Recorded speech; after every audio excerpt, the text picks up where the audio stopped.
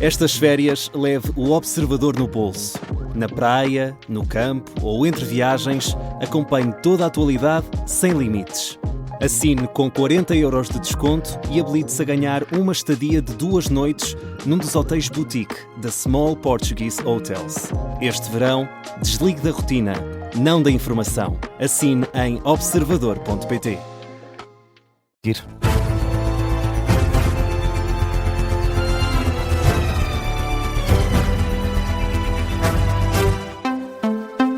Edição das 10 com o Luís Soares. E começamos com a situação no Médio Oriente. Está novamente fechado e por tempo indeterminado o Estreito de Hormuz. Estados Unidos e Irão trocaram vários ataques na última noite. Washington atingiu mesmo 140 alvos militares do Irão. Já Teherão reivindicou ataques a bases aéreas norte-americanas de 6 países do Golfo.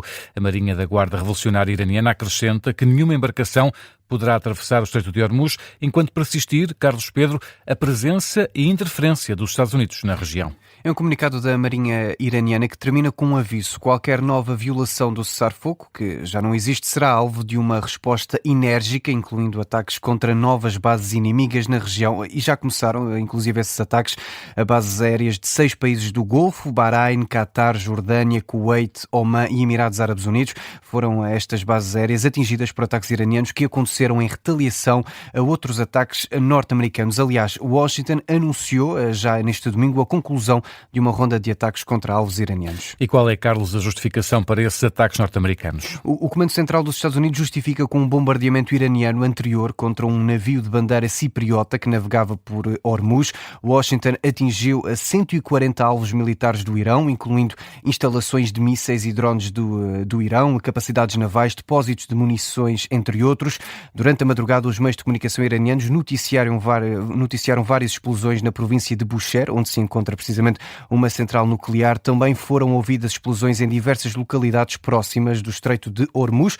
Pelo menos 2 pessoas ficaram feridas na cidade iraniana de Kerman, num ataque dirigido contra uma torre de comunicações. E antes disso, o Irão tinha atacado por causa de uma alegada violação da rota, que deve ser seguida em Hormuz, e por isso Carlos decidiu fechar o estreito. Até nova ordem e até que os Estados Unidos abandonem a região. O porta-voz da Comissão de Segurança Nacional e Política Externa do Parlamento iraniano, Ebrahim Rezai, diz que o Irão assumiu o controlo de Hormuz com mão de ferro. Ora, em causa estão várias embarcações que ignoraram avisos para corrigirem a rota e navegarem pelo corredor autorizado. Uma delas terá desligado os sistemas de identificação e foi interceptada depois de terem sido disparados tiros de advertência. A Marinha da Guarda Revolucionária Iraniana acrescenta também que nenhuma embarcação poderá atravessar o Estreito de Hormuz enquanto persistir a presença e interferência dos Estados Unidos na região.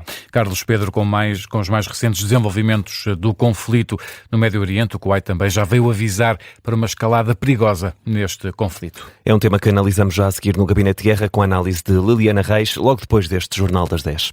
Termina hoje o Congresso do Livre, em Sintra. O partido pretende chegar ao poder, mas não mostra vontade de uma coligação pré-eleitoral com o PS nas próximas legislativas. Ao longo do primeiro dia de Congresso, houve várias vozes a manifestar vontade de integrar um governo, mas os membros do partido, ouvidos pelo Observador, entendem que, por princípio, os próximos passos do Livre devem ser dados sozinhos.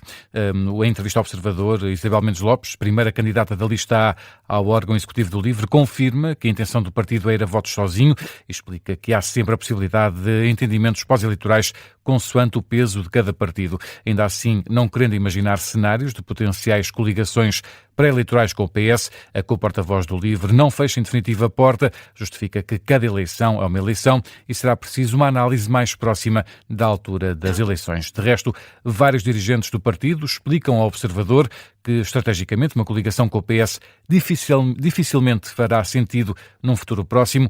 Por outro lado, a cúpula dirigente do partido acredita que nada tem a ganhar se afastar esse cenário em definitivo, porque ainda não sabe qual será o contexto político à data das próximas eleições, que serão apenas em 2029, se os calendários forem cumpridos. Os trabalhos do Congresso do Livre são retomados pelas 10h30 da manhã. O resultado das votações para a direção do partido é conhecido depois das 11.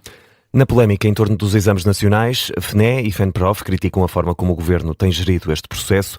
A FNE lembra mesmo que o pagamento de horas extraordinárias é uma obrigação legal. Pagamento que foi anunciado ontem pelo porta-voz do PSD, Sebastião Bugalho, e depois confirmado em comunicado pelo Ministério da Educação.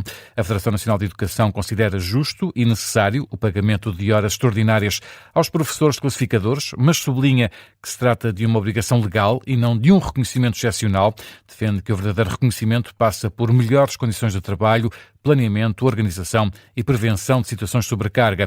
Já a FENPROF anunciou ontem que vai avançar com uma denúncia formal junto da Procuradoria-Geral da República para que seja aberto um inquérito ao processo de correção dos exames nacionais.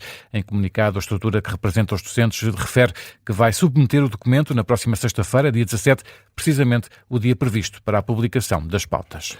Também o Bloco de Esquerda desvaloriza o pagamento de horas extraordinárias e quer a saída imediata do Ministro da Educação. O Bloco de Esquerda atribui a Fernando Alexandre a culpa pelo colapso na gestão e na correção das avaliações do país, dos exames, e afirma que o Ministro perdeu a legitimidade para continuar no cargo. Insiste na ideia de uma comissão parlamentar de inquérito. O coordenador do Bloco, José Manuel Pereza, diz ainda que pagar horas extraordinárias aos professores é apenas o normal cumprimento da lei. Havendo trabalho suplementar, ele tem que ser, evidentemente, remunerado. Sobre isso não há a menor das dúvidas. Há aqui um princípio básico do direito do trabalho, da decência, que é a remuneração do trabalho pela intensidade desse mesmo trabalho.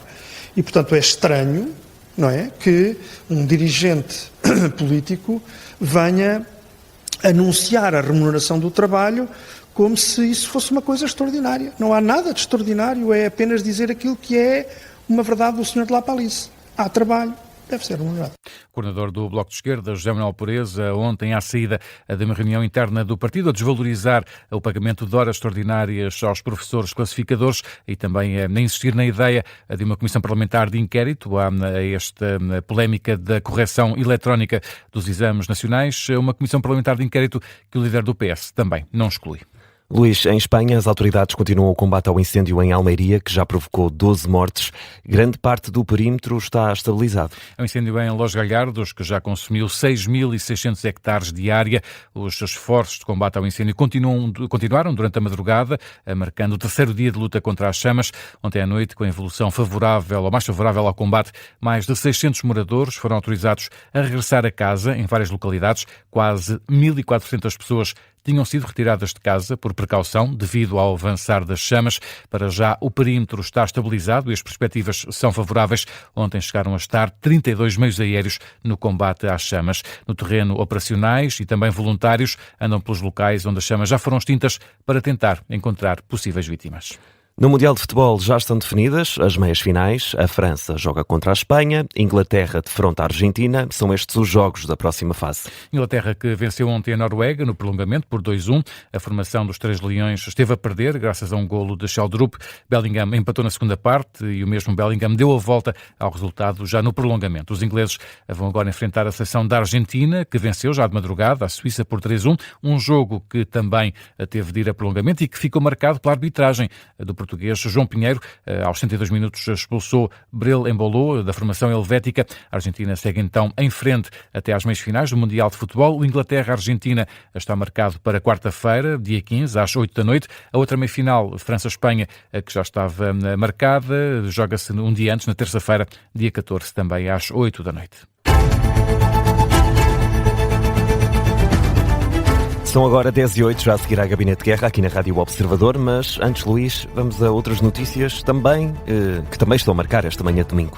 Morreu o senador e aliado de Donald Trump, Lindsey Graham, tinha 71 anos, morreu após doença repentina, anúncio feito pelo gabinete do senador republicano da Carolina do Sul, e acontece a meio da campanha para um quinto mandato no Senado, depois de ter vencido as eleições primárias republicanas em junho. Lindsey Graham faleceu após retornar a Washington de uma visita a Kiev, onde se tinha reunido com as autoridades ucranianas. Donald Trump já reagiu, recordando a Lindsey Graham como um verdadeiro patriota. A nona etapa da Volta à França em bicicleta de hoje foi encurtada transportada em 30 km, em causa um alerta vermelho de onda de calor no departamento de Corrèze, no centro de França.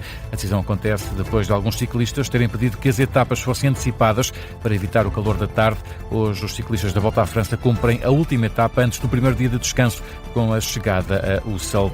Morreu também o ex-futebolista Manu, que passou pelo Benfica na época 2006-2007. Tinha 43 anos.